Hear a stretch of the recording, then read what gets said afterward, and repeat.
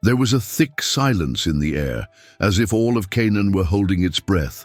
News traveled fast along the dirt roads. Jericho had fallen like a sigh, its mighty walls unable to withstand the march of Israel, and the city of Ai, which had once seemed invincible, was reduced to ashes.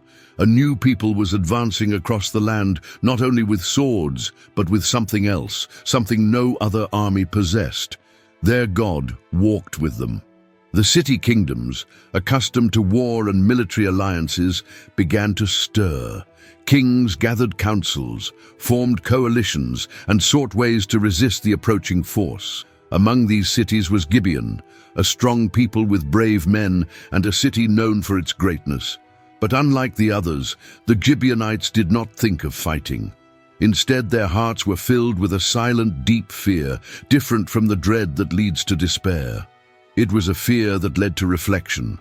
They saw not only advancing armies, but an invisible hand opening paths for Israel, crossing the Jordan on dry ground, destroying Jericho with trumpets, defeating Ai after an initial setback. This was not just war. It was destiny. It was divine purpose. Subscribe to the channel for more exciting Bible stories and turn on notifications so you don't miss any videos. It was in this atmosphere of tension and unrest that the leaders of Gibeon gathered at the city gates under the watchful eye of the elders. They faced a crucial choice: join the kings of the region in rebellion, or try something different, something unexpected, something risky. Few words were spoken, but consensus was quick. They would not fight. They would survive. There began the outline of a daring plan, a plan that would require disguises, lies, and convincing acting. But it would also require courage, not the courage of war, but the courage to face the truth with cunning, in the hope of finding mercy where only destruction was seen. As the fires burned on that silent night, the Gibeonites understood something that other people still refused to admit. Israel was not just a new invader, it was a people led by God. And to fight against them was to fight against heaven itself. Before continuing, I want to invite you to comment on which city or country you are watching from. Let's see how far this message is reaching. The day dawned heavily over Gibeon, as if even the sky was silently watching what was about to happen. The elders gathered again, this time in a more sober tone. They no longer discussed whether they should act, but how. Time was short, and Israel's march advanced without hesitation. There was an uncomfortable certainty among them. Resistance meant destruction, but approaching as neighbors and asking for peace would undoubtedly be rejected. Israel had clear orders not to make alliances with the peoples of Canaan. The only loophole would be to appear as a people from outside, from far away, who were not under the imminent judgment of the promised land. And it was in this gap that the Gibeonites decided to hide. The plan was not born of cheap cleverness, but of a deep desire to preserve life. They had heard about the God of Israel. They heard how he opened the Red Sea, how he sustained that people for 40 years in the desert, how he defeated powerful kings east of the Jordan. The conclusion was inevitable. This God was not like the others, and his presence with Israel changed everything. So the strategy was drawn up in detail. They set aside old clothes, worn-out sandals, dusty bags. They looked for bread that was already hard and crumbly. Everything had to look real, as if they had traveled for many days, coming from a distant land, wishing to make an alliance with a foreign and powerful people. With each step of the plan, there was tension in their eyes. There was no guarantee of success. If discovered, they would be destroyed. But if they did nothing, they would face the same fate. Their hope lay in deception, not out of malice, but for survival. The wives prepared the food. The younger children watched in silence, trying to understand why their parents were dressing like beggars. It was a risk for the entire city, but it was their only chance. That same afternoon, the small chosen group set out, carrying with them not only a disguise, but the responsibility for the future of all the Gibeonites. With steady steps and weary expressions, they left Gibeon as ambassadors of cunning and desperate faith. Their destination was the camp of Israel, and there the most delicate part of the plan would begin, convincing Joshua. The sun was high when the Gibeonites appeared in the camp of Israel. Dust covered their garments. Their torn clothes, dried up wineskins, and moldy bread told a story even before a word was spoken. With slow steps and careful voices, they presented themselves before Joshua and the leaders as ambassadors from a distant land. The scene was meticulously constructed. Every detail, the worn sandals, the patches on their cloaks, the dried provisions, served as evidence of their long journey. And so they began to speak. They said they had heard of the fame of the God of Israel, of the mighty deeds in Egypt, of the victories in the desert, and so they had come on a mission of peace. They asked for a covenant, an alliance, wishing to live in harmony with that much-feared people. Joshua watched them closely. So did the elders. There was suspicion, but appearances supported the narrative. When asked directly where they came from, the Gibeonites were vague. "From a land far away," they replied, avoiding any geographical details that might contradict them. The Israelite leaders examined the objects they had brought. The bread was indeed dry and crumbly. The wineskins looked old and cracked. The clothes showed signs of age. It was hard not to believe them. The visual evidence and the humble tone with which they presented themselves lent credence to the lie. It was a decisive moment. Israel had already faced betrayals and mistakes in the past. Prudence dictated that they seek guidance from the Lord. But on that day, the eyes of men weighed more than the voice of God. There was no prayer, there was no consultation with the Most High, only a decision based on appearance and human logic. Joshua made a covenant with them. The leaders of the congregation also swore to spare them, sealing the pact with a commitment before God, a sacred, unbreakable oath. When the Gibeonites left, taking with them the promise of peace, there was a slight silence among the Israelites. It seemed to have been just another diplomatic meeting, but in that covenant there was more than words. There was deception, there was haste, there was an absence of divine direction. And as time would soon show, the effects of that choice would not be long in coming. If this content is touching your heart, you can support this project by donating any amount by clicking on the Thanks a Lot button. Your support helps me to continue telling these stories with dedication. The following days were calm in the Israelite camp.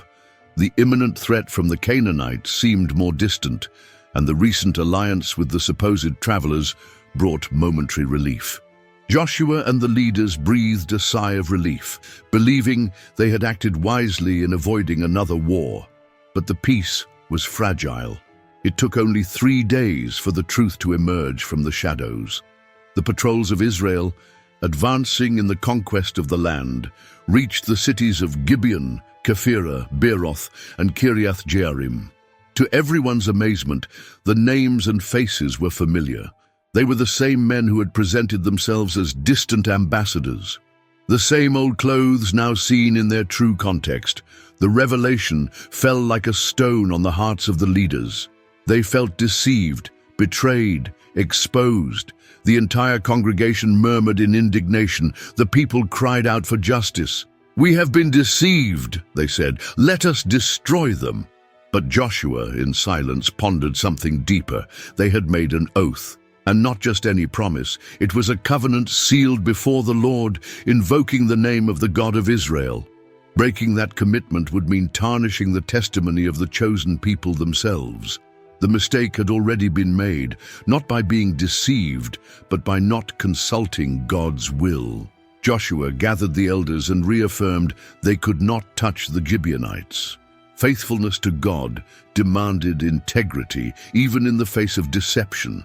The covenant, though the result of a mistake, was now a testimony, one that spoke more about Israel than about Gibeon. This decision was not easy.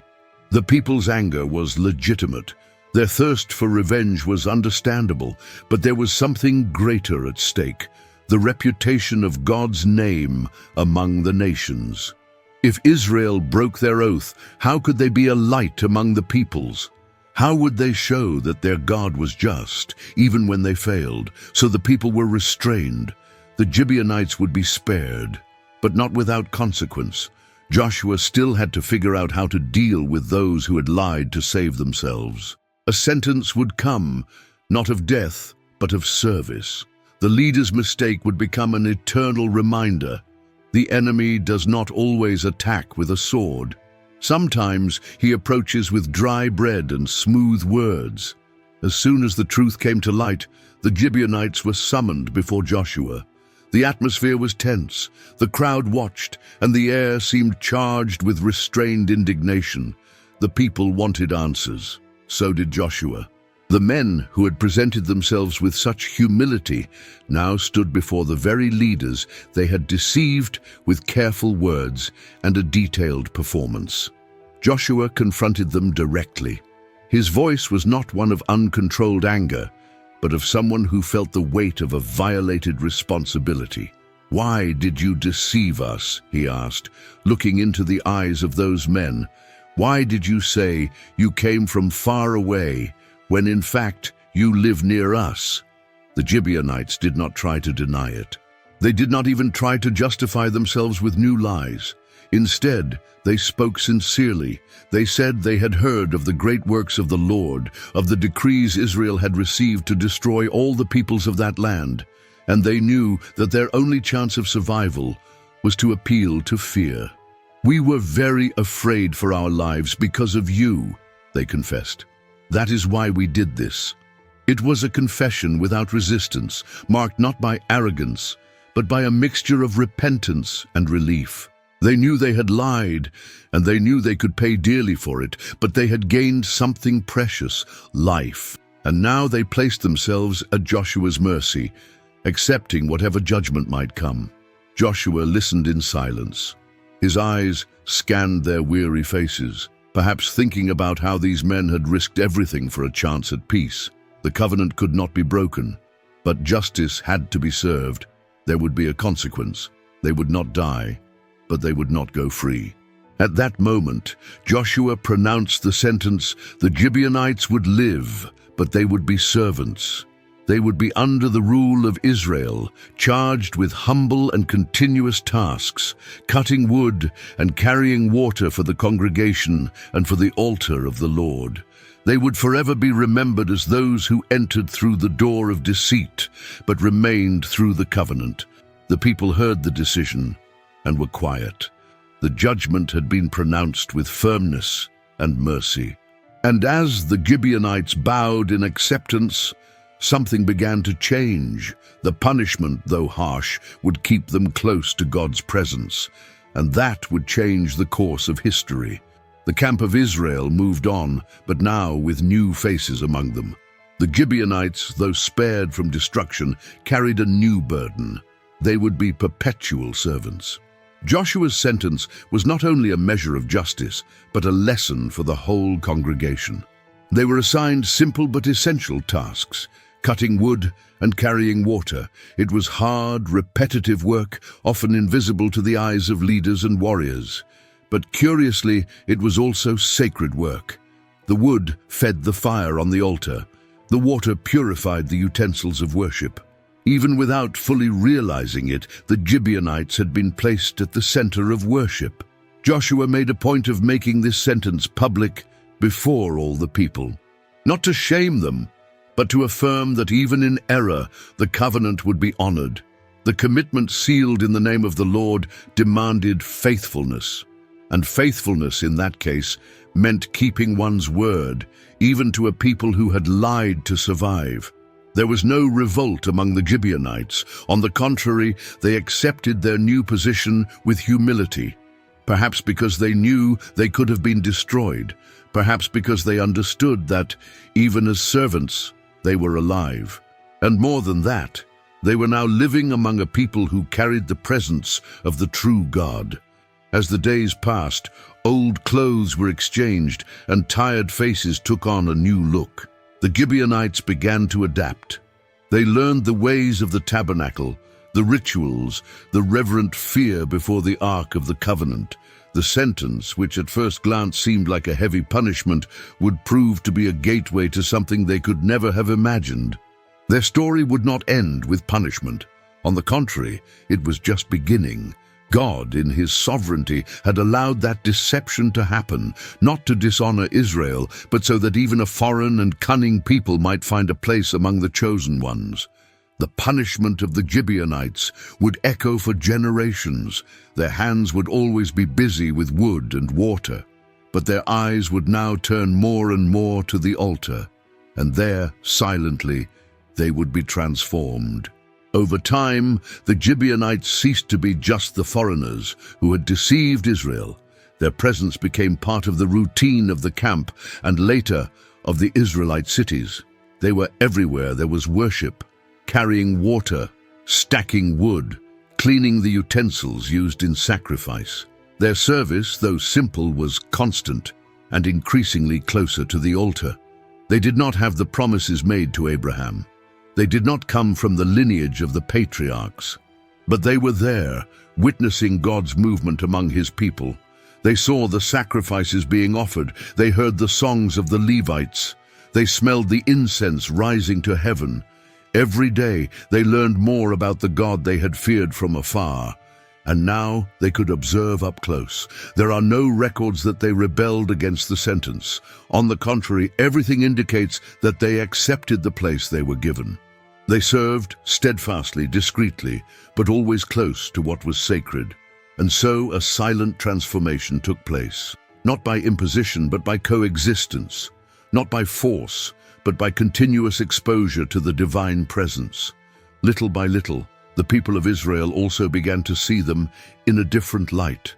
They were no longer just deceivers. They were faithful workers who fulfilled what was assigned to them, men who had exchanged rebellion for permanence, who chose to serve instead of resist.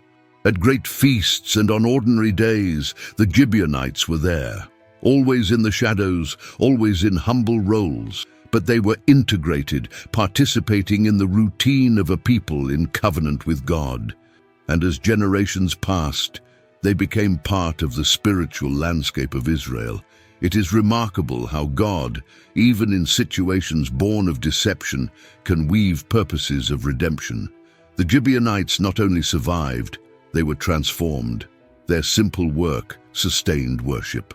Their calloused hands prepared the way for worship.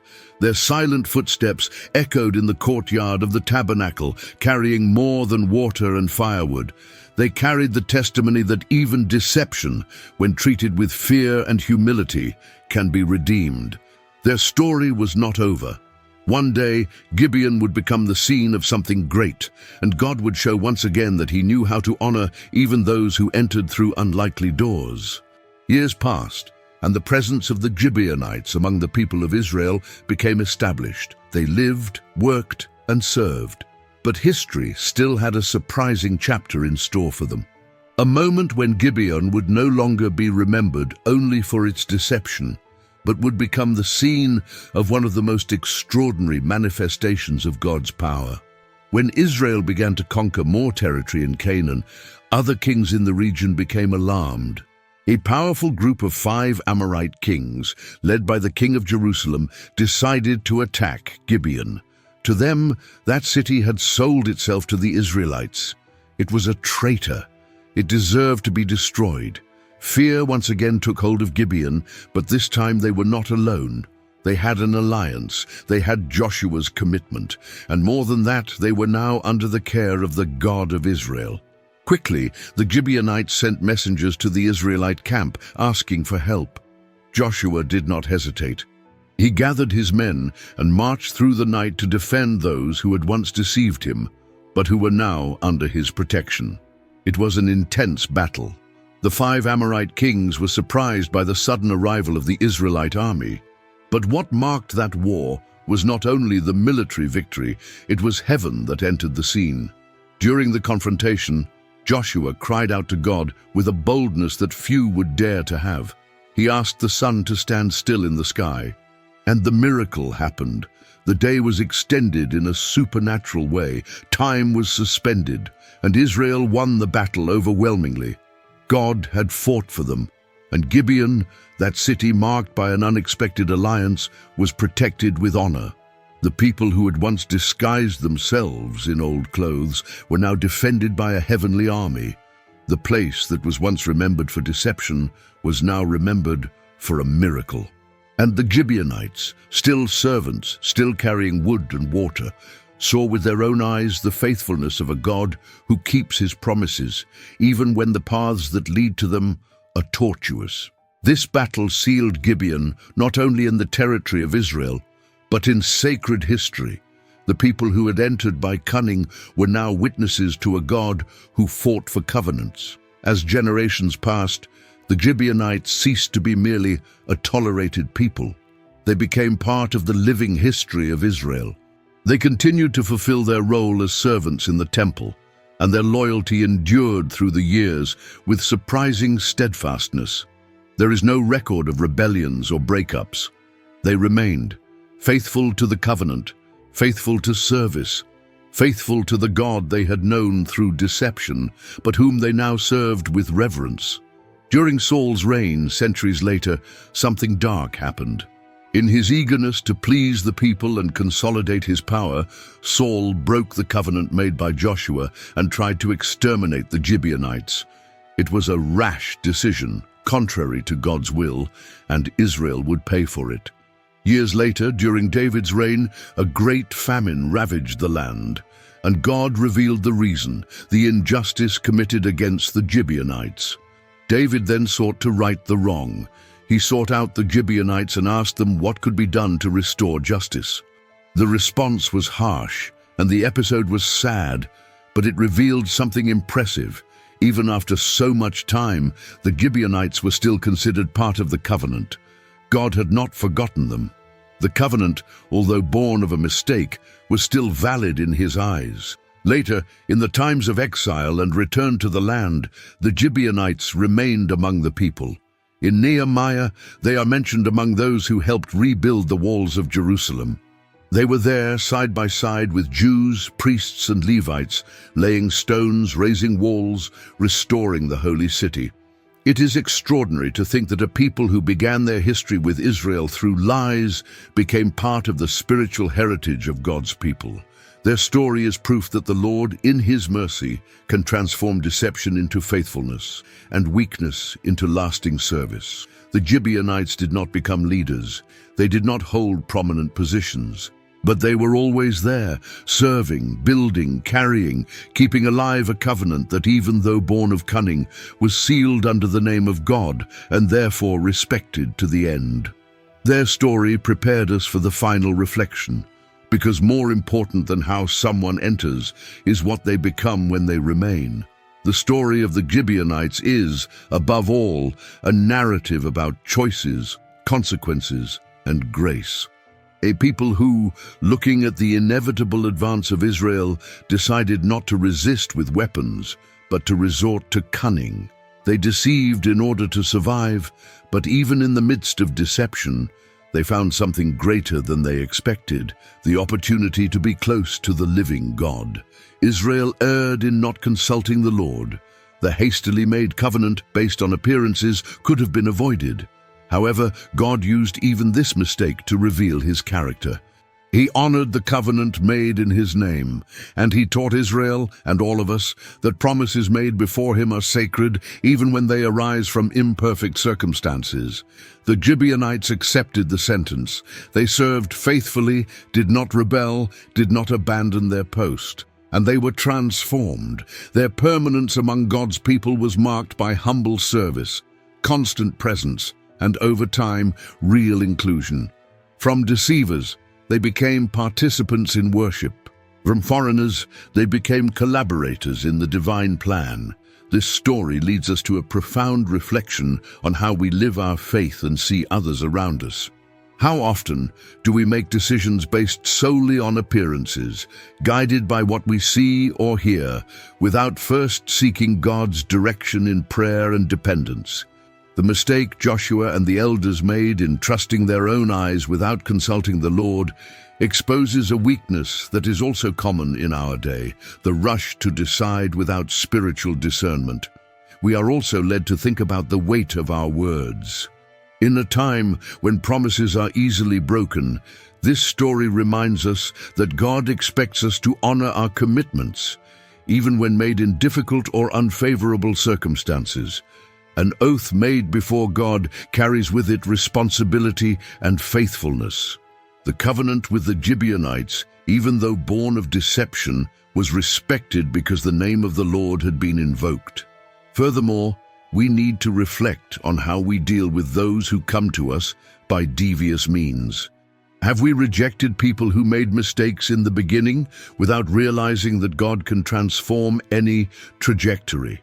The Gibeonites started with a lie, but remained faithful. They served with constancy. They were close to the altar. Often, those who enter through the wrong door can be reached by grace and remain humble, if there is room for that. Finally, this story teaches us to value silent service. The Gibeonites were not leaders, prophets, or warriors. They were servants carrying wood and water, but they were at the center of what was sacred. How many are there today around us who serve without a stage, without applause, but with constant faithfulness? Have we recognized them as an essential part of God's work? This narrative challenges us to see with new eyes, to act with more discernment, and to cultivate a faith that honors the truth, even when it comes from unlikely places.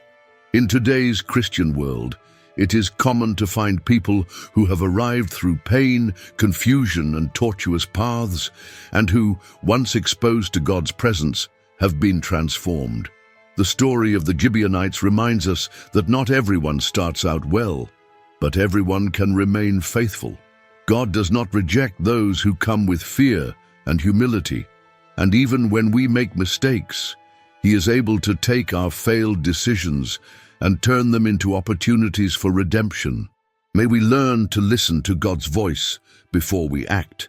May we be faithful to our commitments, and may we have eyes to see that even deceivers can be reached by grace.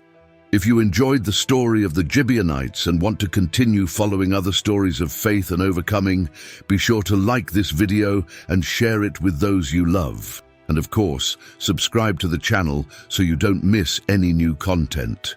Together, let's explore more powerful lessons from the Bible.